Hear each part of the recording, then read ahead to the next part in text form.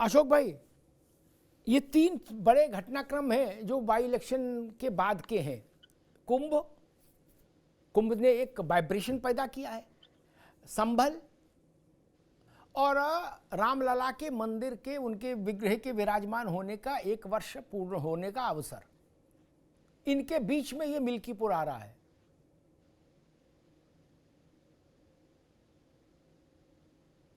निश्चित तौर पर आपके अगर अध्यक्ष जाएंगे मिल्कीपुर रैली करने तो ये बात तूल पकड़ेगी कि आप मिल्कीपुर तक आए तो रामलला के दरवाजे माथा क्यों नहीं रखा। अशोक जी, फिर वहां कोई भी तर्क दो आप कि अब नहीं आए, तब आएंगे, सोमवार को आएंगे कि मंगल को आएंगे कि सावन में आएंगे कि भादों में जाएंगे, कुछ कहो, लेकिन इसका एक मैसेज जाएगा कि भाई जब यहां तक आ गए तो क्यों नहीं आए। अशोक जी, देखिए अमिताभ जी, हमारे राष्ट्रीय अध्यक्ष जी ने कभी ये नहीं कहा कि वो राम मंदिर के दर्शन करने नहीं आएंगे, भगवान राम के दर्शन करने नहीं आएंगे। उन्होंने तो हमेशा कहा कि हम जरूर जाएंगे। और वो यहाँ तक कि उन्होंने अपने यहाँ इटावा में, आपको पता ही होगा, भगवान शिव का एक भव्य और विशाल और शास्त्र सम्मत एक बहुत विशाल मंदिर बनवा रहे हैं, जो कि साउथ इंडियन से तमाम जो पाषाण शिलाएं लाई जा रही वहां पे। भगवान शिव तो तीनों लोगों के स्वामी कहे जाते हैं। तो आप ये ना बाइफरकेट करिए कि भगवान राम बड़े हैं कि भगवान शिव बड़े हैं कि भगवान विष्णु बड़े हैं। भगवान तो भगवान होता है। किसी भी भगवान का कहीं भी किसी भी रूप में पूजा करिए, वो फल तो वही मिलता है। और दूसरी बात, अभी यहाँ पे मनीष भाई ने कहा सनातन धर्म का ये है वो है, तमाम बातें। ऐसा लगता है अमिताभ जी कि 1980 में भाजपा का गठन हुआ और सनातन धर्म ही 1980 के बाद पैदा हुआ। इन लोगों के भाजपाइयों के हिसाब से लगता है जब भाजपा का उदय हुआ, जब भाजपा बनी, गठन हुआ, तभी से सनातन धर्म का गठन हुआ। उसके पहले सनातन धर्म था ही नहीं। और यहाँ पे महाराज जी आए यूपी में, तब सनातन धर्म लेके आए, नहीं तो यूपी में तो सनातन धर्म था ही नहीं। तो अरे इतना मतलब उस तरह का कंगना रनौत टाइप का बयान मत दीजिए कि देश को असल आजादी 2014 में मिली। तो ऐसी बातें ना करिए। सनातन धर्म हजारों लाखों साल से था, है और रहेगा। अच्छा, तीसरी बात, अभी ऋचा सिंह जी ने कहा डीएनए की बात। तो आप, अगर योगी जी की सरकार है, आप जो पुलिस का जो मैनुअल है उसमें फॉरेंसिक जो इन्वेस्टिगेशन उसमें से निकाल दीजिए कि फॉरेंसिक वाले में जो इन्वेस्टिगेशन होता है उसमें डीएनए जो है उसको एक्सक्लूड किया जाता है, उसको बाहर कर दिया जाता है, फिर कोई डीएनए की मांग नहीं करेगा। तीसरी बात, बलात्कार की बात करें, भगवान राम के मंदिर में झाड़ू लगाने वाली जो बेटी दलित समाज की थी, उसके साथ भी बड़ा विभत्स वारदात हुई थी उसी दौरान। लेकिन उस बारे में एक शब्द कोई भाजपा का हमारा साथी, नेता, प्रवक्ता कोई नहीं, कोई आवाज उठाया। और इसके अलावा रुचा जी रुकिए, अभी उनकी बात खत्म। जी अमिताभ जी, कुंदरकी का आपने जिक्र किया, बहुत अच्छा लगा मुझे सुन के। देखिए, कुंदरकी अपने आप में एक बहुत बड़ी केस स्टडी है। और वो केस स्टडी ये है कि किस तरह से आज के दौर में, जबकि लोकतंत्र हमारा, कहते हैं मोदी जी अमेरिका में जाकर के कि India is mother of democracy, Sabrina Siddiqui ने जब पूछा था पत्रकार ने, जब डेमोक्रेसी को लेकर के, तो मोदी जी कहते हैं डेमोक्रेसी मदर ऑफ डेमोक्रेसी। और उस मदर ऑफ डेमोक्रेसी में एक केस स्टडी है कि कैसे 80% मतदाताओं को पुलिस और प्रशासन के द्वारा वोट कास्ट करने से रोका जाता है। ये अपने आप में केस स्टडी है। ठीक, इसका स्टडी करना पड़ेगा भैया। ठीक, समाजवादी पार्टी की समस्या ये है, आज से नहीं, जब से बनी थी, मुलायम सिंह जी बनाई थी, तब से लेके आज उसकी समस्या, इससे वो उसने कभी मुक्ति नहीं पा पाई। वो मान के चलती है कि जहां मुसलमान है ज्यादा, नावेद भाई, वहां तो हम हार ही नहीं सकते, और वहां अगर हम हारेंगे तो हम चुनाव नहीं मानेंगे, हम छत पे खड़े होकर चिल्लाएंगे चुनाव फर्जी है। ये कौन सी व्याख्या है? इकबाल महमूद वही चिल्ला रहे थे विधानसभा में। मुझे लगा यार भाई, माता प्रसाद तो समझदार आदमी, उनको तो खड़ा होना चाहिए था कि बंद करो बकवास। इकबाल कह रहे हैं कि 65% मुसलमान भाजपा का उम्मीदवार कैसे जीत सकता है, इसका मतलब चुनाव गलत हुआ। इसका मतलब ये लिख दे संविधान में कि जहां मुसलमान है वहां सपा जीतेगी, और सपा नहीं जीतेगी तो चुनाव रद्द माना जाएगा। क्या ऐसा लिख दें? अब तो यही बचा कि ये लिखवा लो कि इकबाल महमूद जीतेंगे संभल में तो चुनाव माना जाएगा, नहीं तो चुनाव नहीं माना जाएगा। अखिलेश जी कह रहे थे कि अंतर्राष्ट्रीय पत्रकार आए, बिल्कुल आना चाहिए। मैनपुरी में नहीं बुलाए थे अंतर्राष्ट्रीय पत्रकार, कन्नौज में नहीं बुलाए, अक्षय के उसमें, तेज प्रताप के उसमें नहीं बुलाए, शिवपाल यादव का लड़का लड़ा वहां नहीं बुलाए, वो भी जीत के आए ना सब। अखिलेश जी जीत के आए हैं, वहां अंतर्राष्ट्रीय वाले क्यों नहीं बुलाए? थोड़ा वहां भी बुलाते, उनको भी चाय नाश्ता होता। नहीं, नवेद बाबू अच्छा रहता ना। बोले जहां हम हारे हैं वहीं अंतर्राष्ट्रीय उतारेंगे। नपना एक रखो दोस्त, फिर कोई समस्या नहीं। और एक बात जो अशोक जी ने कही कि किसी भगवान की कहीं पूजा करो, बिल्कुल ठीक बात है, लेकिन स्थान का अपना महत्व होता है। क्या हम मथुरा जाएंगे तो भगवान कृष्ण के जन्म स्थान पर सिर जरूर झुकाएंगे, हम काशी जाएंगे तो बाबा विश्वनाथ के दरवाजे माथा जरूर टेकेंगे, हम अयोध्या जाएंगे तो रामलला के दरबार में जरूर उपस्थिति दर्ज कराएंगे, है ना। इसलिए इसको इतना भी सरलीकृत नहीं कर दो कि नहीं हमने तो अपने घर में लड्डू गोपाल रखे हैं, हम तो वहीं से काम कर लेते। नहीं, आप सार्वजनिक जीवन में हैं महाराज। क्या आपके ऊपर कोई व्यवस्था रही होगी तभी आपने कभी चेक का गमछा डाला और टोपी लगाई ना? कोई व्यवस्था ऐसी ही रही होगी ना कि वोट की राजनीति है, चेक का गमछा डालो टोपी लगाओ, ऐसे चित्र है ना। तो अयोध्या में भी प्रश्न उठेगा। खैर ऋचा सिंह, मिल्कीपुर में मुख्यमंत्री खुद हैं और आधा दर्जन कैबिनेट मंत्री, आपको नहीं लगता कि थोड़ा लोड ज्यादा ले लिया, ज्यादा लगा दिए? आदरणीय अमिताभ सर, भारतीय जनता आधा पार्टी दर्जन मंत्री क्या करेंगे जरा सी मिल्कीपुर? नहीं जी, भारतीय या जनता तो इनको पार्टी पन्ना प्रमुख बनाओ, फिर एक पन्ना प्रमुख भूपेंद्र चौधरी, एक पन्ना प्रमुख डिप्टी सीएम, और फिर 6 मंत्री, ये सब पन्ना प्रमुख को एक एक पन्ना लेके अपना घूमे। नहीं जी, आदरणीय अमिताभ सर, भारतीय जनता पार्टी एक संगठनात्मक पार्टी है और हमारा संगठन ये तय करता है कि चाहे वो नेता हो, कार्यकर्ता हो, वो कहां पे अपनी भूमिका निभाएंगे। ये संगठन का निर्देश होता है जिसको सभी नेता और कार्यकर्ता मानते हैं। और भारतीय जनता पार्टी के लिए कोई भी चुनाव बड़ा, लेकिन मैं कह रहा हूं कि 300 mg की दरकार थी, आज 650 mg की गोली आपने दे दी, ये मैं समझना चाह रहा हूं। नहीं, हमारे लिए कोई भी चुनाव बड़ा या छोटा नहीं है। सवाल इस बात का है कि मिल्कीपुर की जनता को हम ये विश्वास दिलाएंगे कि ये जो फेक नैरेटिव समाजवादी पार्टी ने गढ़ने का काम किया था, उसको समझाना ये हमारी भारतीय जनता पार्टी की जिम्मेदारी है। और अभी अशोक यादव जी कह रहे थे कि केस स्टडी है, बिल्कुल केस स्टडी है। कुंदरकी को आपको समझना पड़ेगा, क्योंकि कुंदरकी में जो 65% मुसलमान है, जिसे आप अपना बंधुआ मानते हैं, उसने ये स्पष्ट कर दिया है कि समाजवादी पार्टी केवल तुष्टीकरण की राजनीति करती है, लेकिन उनके हित और विकास की बात तो दूर है। आप तो अपमानजनक भाषा का इस्तेमाल करते हुए कुंदरकी में कहते हैं, उस शब्द को दोहराना नहीं चाहिए आदरणीय अमिताभ सर, लेकिन समाजवादी पार्टी की तरफ से कहा गया कि हम कुत्ते के गले में पट्टा डाल देंगे तो वो जीत जाएगा। तो आज देश का अल्पसंख्यक ये भी देख रहा है। और संभल में जिस तरीके से आप उपद्रवियों के साथ, पत्थरबाजों के साथ खड़े हुए हैं, अयोध्या में अभी आपने डीएनए की मांग की। आपने कितने केसेस में आज तक डीएनए की मांग की है? आपका नगर अध्यक्ष मोबीद खान, जो महीनों तक एक 12 साल की अंतिम समाज की बच्ची के साथ उसका शोषण करता है, बलात्कार करता है, उसके साथ खड़े होने के स्थान पर आप मोबीद खान को आज तक अपना नगर अध्यक्ष बनाए हुए हैं। कन्नौज में किस तरीके से आपकी पार्टी का व्यक्ति लगातार बच्चियों को नौकरी देने के नाम पर उनका शारीरिक शोषण किया जा रहा है। आप नोट छापने की अवैध फैक्ट्रियां चला रहे हैं। और आज आदरणीय योगी आदित्यनाथ जी के शासनकाल में उत्तर प्रदेश माफिया मुक्त हुआ है, चाहे वो खनन माफिया हो, चाहे वो बालू माफिया हो, चाहे शिक्षा माफिया हो। आज उत्तर प्रदेश ये देख रहा है और उत्तर प्रदेश आपको इसका जवाब देगा। और आपको इस बात का भी जवाब देना चाहिए कि कांग्रेस पार्टी जिसके साथ आपका गठबंधन था, अब तो वो भी बुलबुला फूट चुका है। अशोक यादव जी, समाजवादी, ठीक है ऋचा, रुक रहा हूँ। मनीष अग्रवाल, एक प्रश्न मेरे ध्यान में आ रहा है, सबसे पूछ लेता हूं।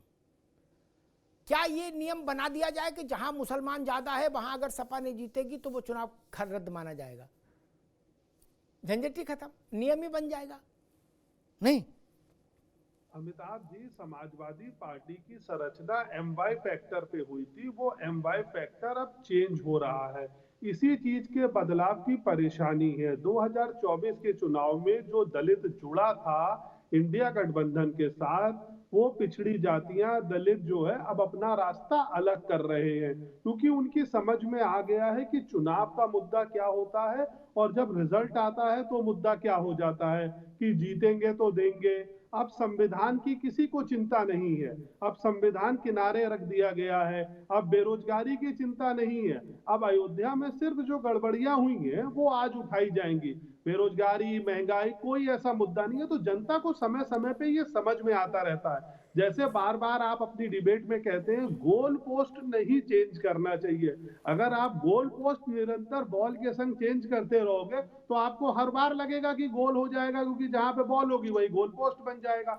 मुश्किल यही है। ठीक है, ठीक मनीष भाई। नावेद जी को जो बात इकबाल महमूद ने कही, संभल की चर्चा के दौरान विधानसभा के पटल पर खड़े होकर सपा की ओर से बोल रहे थे, वो इंडिविजुअल नहीं थे। सपा ने कहा भाई हमारी तरफ से इकबाल महमूद बोलेंगे। उन्होंने कहा कि भाई जहां 65% मुसलमान, वहां हमारा आदमी हार गया तो चुनाव हम कैसे मान लें? हम तो मान ही नहीं सकते कि चुनाव हुआ। इसका अर्थ तो यही है कि सपा ऐसी मांग, ऐसी स्थिति चाहती है कि भाई जहां मुसलमान 50% या उससे एक ज्यादा है, वहां का चुनाव हम भी नहीं लड़े, हमारे नाम कर दिया जाए, और अगर हम नहीं जीतेंगे तो हम चुनाव खारिज करेंगे। हम कहेंगे चुनाव ठीक नहीं हुआ, चाहे रामपुर हो, चाहे आजमगढ़ हो, चाहे कुदरकी हो, चाहे मीरापुर हो। दरअसल यही गलतफहमी है समाजवादी पार्टी की पॉलिसी मेकर जो है। दरअसल इस बात को समझना होगा कि अखिलेश यादव ने इस बात पर विचार किया कि अब जब भारतीय जनता पार्टी से लड़ना है, जो 50% या उससे ऊपर इसका वोट बैंक है, वहां एमवाई से काम नहीं चलेगा। हमारा एमवाई जो है वो 25% पे हम नहीं जीत सकते, तो अदर्स को कहीं ना कहीं लुभाओ, एमवाई के अलावा भी कुछ लोगों को लुभाओ और अपनी तरफ खींचो। और ये विचार करने के साथ उन्होंने एक वाक्य, एक जुमला सोच लिया अखिलेश यादव ने, ये तो है ही जो है, ये अल्फाज एमवाई को खटकने लगा और वो बार बार कंधा हिला देते हैं समाजवादी पार्टी का कि हम हैं ही नहीं, हम एक्स्ट्रा ऑर्डिनरी है। हम ये नहीं कि आप ये सोच लो ये तो हमारे स्टोर में नहीं, मतलब वो ये करें हम फाउंडर मेंबर हैं। हाँ, तो ये एमवाई को खटक रहा है और एमवाई लगातार, खासतौर से मुस्लिम समाज बार बार झटके देता रहा, बीच बीच में याद दिलाता रहता है कि हम है ही नहीं, हम कहीं भी जा सकते हैं, हम आजाद हैं, हम किसी तुम समाजवादी पिंजरे में नहीं कैद हैं। ये इसलिए वो बीच बीच में झटके देता रहता है। लेकिन एक चीज मैं ये जरूर कहना चाहूंगा कि हम लोग जो चर्चा कर रहे हैं उसमें जो लग रहा है कि समाजवादी पार्टी से कहीं आगे भारतीय जनता पार्टी निकल सकती है, ये आबो हवा बता रही है। लेकिन उसका एक दूसरा पहलू भी है जो थोड़ा सा भारतीय जनता पार्टी के लिए नकारात्मक है। देखिए, 2-3 चीजों को बहुत जल्दी जल्दी मैं बताने की कोशिश करूंगा। अखिलेश यादव बार बार कहते हैं कि चुनाव तो भाई अधिकारी जिता देते हैं, लड़ा देते हैं। हो सकता है कि वो इसलिए कहते हो कि उनके जो वर्कर हैं, जो उनके वोटर हैं, हतोत्साहित ना हो। वो कह देते हैं भाई चुनाव तो अधिकारियों ने बेईमानी करा दी थी इसलिए हम हार गए। क्या ये बातें जो होती हैं और अधिकारियों पर एक हमले होते हैं, तो चलिए मान लेते हैं वो विपक्ष के नेता हैं, लेकिन अदृश्य ताकतें अगर अधिकारियों पे हमले करने लगी बार बार प्रेस कॉन्फ्रेंस करके, तो लल्लू पंजू वो नहीं हो सकते। लल्लू पंजू की हैसियत नहीं उत्तर प्रदेश में, तो 10 बार शिशिर सिंह जैसे एक बड़े अफसर जिन्होंने चमकाई है भारतीय जनता पार्टी उत्तर प्रदेश में, उनके ऊपर लांछन लगा है, या एसटीएफ जिसने यहां एक साख बनाई उत्तर प्रदेश में सुरक्षा की, उस पर लांछन लगाए। वो अदृश्य ताकतें हैं और वो योगी आदित्यनाथ के अधिकारियों को कहीं ना कहीं चैलेंज कर रही है। ये खतरनाक बात है, इसको भारतीय जनता पार्टी को स्वीकार करना होगा और इसका डैमेज कंट्रोल करना पड़ेगा, क्योंकि ये बात सही है कि अधिकारियों का बड़ा रोल होता है। मैं ये नहीं कह रहा हूं कि बेईमानी कराने में, लेकिन सरकार को चलाने में, चुनाव कराने में, कम से कम योजनाओं को पहुंचाने में। लेकिन वो अदृश्य ताकतें लल्लू पंजू नहीं कह सकते। वो कौन अदृश्य ताकतें हैं जो छोटे मोटे नेताओं को बार बार बेच रही हैं? जितना अखिलेश यादव टॉर्चर नहीं कर रहा, उससे 20 गुना ज्यादा टॉर्चर किया जा रहा है। इस समस्या के बीच भी ये चुनाव हो रहा है, इस बात को भी भाजपा को समझना होगा। जी ठीक। नावेद जी ने जो बात कही उस पर मैं एक टिप्पणी करके फिर अशोक जी के पास वही मूल सवाल लेके जाऊंगा। इससे भी ज्यादा भीषण स्थिति बन गई थी लोकसभा चुनाव के बाद। क्या लोगों ने तो मीटर लगा दिया था काउंटिंग वाला कि अब गए हैं, उसी के धुंध में बाई इलेक्शन हुआ, 9 में 7 जीत के आए ना। यही सब कहां गए? सारे बाहुबली थे ना तब मैदान में। क्या हुआ? तब तो दिन में 3 दफा बाइट आती थी, अब तो एक ही बार आ रही दिन में। क्या हुआ था? नावेद जी, आप पुराने आदमी हो, सब जानते हो, तेल जानते हो, तेल की धार जानते हो, फिर भी कई बार बहक जाते हो। ये सब सियासत है, इसमें चलता रहना चाहिए। और बड़े बूढ़े कहते थे, अशोक जी भी मेरी बात से सहमत होंगे, ये भारत का लोक जीवन का है। बड़े बूढ़े कहते थे कि भैया जब सब ठीक चले तो ढिठौना लगा लो, यहाँ पर काजल का टीका, छोटा बिंदी, ताकि नजर ना लगे। क्या एक हमारे पंडित जी थे, हमने जब पहली गाड़ी ली अशोक भाई, तो उसमें डेंट लग गया, रिक्शे वाले ने मार दी। तो वो आए, हम पंडित जी हमारे, देखी कार, हमने भाई पंडित जी देखो ग्रह नक्षत्र देखो, ये तो कार लग गई। बोले इसको ठीक ना कराना अभी 1-2 साल। क्यों? बोले नजर उतर गई, थोड़ी डेंट लगी रहे, क्या गाड़ी बहुत चमकती तो दिक्कत हो जाती है ना। नाविद जी आप तो जानते हो, अशोक जी भी जानते हैं, घर के 5-10 करोड़ रुपया घर बनाने के बाद अशोक जी, उसके बाहर उल्टी मटकी काले रंग की टांगते हैं ना, और जूता टांगते हैं ना, और काला चुटीला टांगते हैं ना। ये राजनीति के काले चुटीले हैं, टांगने दो, कोई नहीं। खैर, विषय वही अशोक भाई के इकबाल महमूद ने कहा कि मुसलमान जहां 50% से ज्यादा, वहां अगर हम हारे तो मान लो चुनाव गड़बड़ है, भ्रष्टाचार हुआ है, लूट हुई वोट की, लुटेरे हैं वोट के। तो ये हम कह रहे हैं कि ऐसा एक प्रस्ताव आ जाए, ये लिखत पढ़त में हो जाए इलेक्शन कमीशन की डायरी में।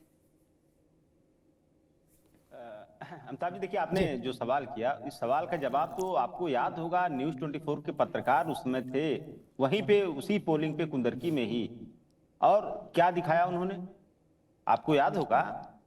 तो उन्होंने यही दिखाया ना कि वहां पे जो भी लोग गए थे अपने हाथ में वोटर ID कार्ड लेके, आधार कार्ड लेके, और स्पेशली माइनॉरिटी समाज के लोग थे, और वहां 20-25 लोग खड़े थे, सब लोगों ने कहा कि भैया हमको धक्के देके बाहर कर दिया गया, और कहा गया कि तुम्हारा वोट पड़ गया है। तो एक पतेली में से एक चावल अगर आप निकाल के चेक कर लेंगे तो पूरी पतेली का भाव पता चल जाएगा। इसमें किसी की बात का कोई कहने सुनने कोई मतलब नहीं है। दूसरी बात, अभी नावेद भाई ने एक बड़ा अच्छा बात कहा है, जो काम विपक्ष को करना चाहिए वो लोग तो हम लोग कर ही रहे हैं, जो काम मीडिया को करना चाहिए, कम से कम वो काम योगी सरकार के सहयोगी जो लोग हैं, मंत्री हैं, चाहे आशीष पटेल जी हों या उनके संजय निषाद जी हों, ये लोग कर रहे हैं, बखूबी कर रहे हैं। हम लोग तारीफ कर रहे हैं ऐसे लोगों की कि कम से कम जिस सत्ता से जुड़े हैं उस सत्ता की एक ईमानदारी से उसका कम से कम एनालिसिस कर रहे हैं, उनका विश्लेषण तो कर रहे हैं। ये STF क्या कर रही है और जो सूचना विभाग क्या कर रहा है योगी सरकार का, कम से कम आईना तो दिखा रहे हैं। इसलिए हम लोग ऐसे लोगों को सलाम कर रहे हैं। और ये नजर उतारने वाले नहीं लोग हैं अमिताभ जी, ये लोग कुर्सी से उतारने वाले लोग हैं। ये आप छोड़ दीजिए कि नजर उतार जाएगी, नजर नहीं, ये लोग कुर्सी से उतारने वाले हैं महाराज जी को। और तीसरी बात मैं बस 10 सेकंड और लूंगा। देखिए आपको याद होगा अयोध्या में जब चुनाव परिणाम लोकसभा का आया था तो कितनी गंदी गंदी गालियां भारतीय जनता पार्टी और उसके इकोसिस्टम के लोगों के द्वारा अयोध्या वासियों को दी गई, आपको याद होगा। अरे ये सब गद्दार हैं, ये सब धोखेबाज हैं, इनसे सामान नहीं लेना है। वो अयोध्या वासी उन गालियों को स्टोर करके अपने मोबाइल में रखे, वो देखते हैं ऐसे कि अच्छा ऐसे गालियां दी थी भाजपाइयों ने हम लोगों को। ठीक है, आगे बढ़। ऋचा सिंह, वही प्रश्न, क्या जहां 50% या उससे अधिक मुसलमान है वहां का चुनाव बिना नामांकन कराए ही सपा को कह दिया जाए भाई इन 10 सीटों पर आप अपना आदमी नॉमिनेट कर दो, उसको शपथ दिला दी जाए विधायक की और लोक सांसद की, ऐसा हो जाए नियम? जी बिल्कुल, समाजवादी पार्टी तो यही चाहती है क्योंकि उसका लोकतंत्र में कोई भरोसा नहीं है। लेकिन इनको ये समझना पड़ेगा कि अल्पसंख्यक समुदाय को ये समझ में आ गया है और आ रहा है शायद कि सबका साथ सबका विकास करने वाली भारतीय जनता पार्टी के साथ आज वो जाना बेहतर समझ रहे हैं, बशर्ते उनके जो उनके समाज की ठेकेदारी की बात करते हैं। और बीच में आदरणीय अमिताभ सर एक नारा भी चला था, मुझसे बेहतर आप जानते हैं कि 2% यादव 18% मुसलमान, बताओ किस पे किसका एहसान। आज ये मुसलमान ये भी पूछ रहा है कि समाजवादी पार्टी में क्या राष्ट्रीय अध्यक्ष और मुख्यमंत्री कोई मुसलमान हो सकता है? सबकी हिस्सेदारी और भागीदारी की ये बात करते हैं। हम तो गर्व से इस बात को कहते हैं कि देखिए भारतीय जनता पार्टी में मोहन यादव जी मुख्यमंत्री हो सकते हैं, लेकिन क्या समाजवादी पार्टी में कोई यादव, कोई पिछड़ा या कोई दलित या कोई अल्पसंख्यक इस बात को कह सकता है कि अखिलेश यादव को छोड़कर कोई राष्ट्रीय अध्यक्ष या मुख्यमंत्री हो सकता है? राष्ट्रीय अध्यक्ष और मुख्यमंत्री की बात तो बहुत दूर की बात है, ये महासचिव भी अपने परिवार से ले जाकर बनाते हैं।